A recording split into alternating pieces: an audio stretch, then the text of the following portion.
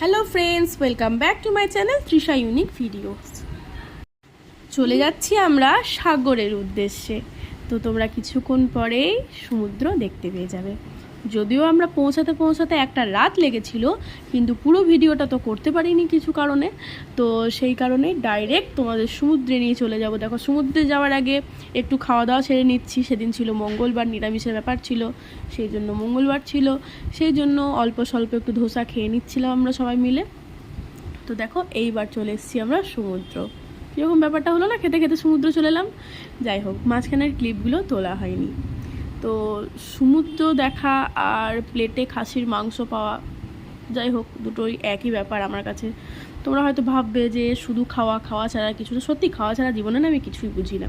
তো যাই হোক, সমুদ্র একটা বাঙালির ইমোশন, সমুদ্র একটা বাঙালির আবেগ, সব কিছুই।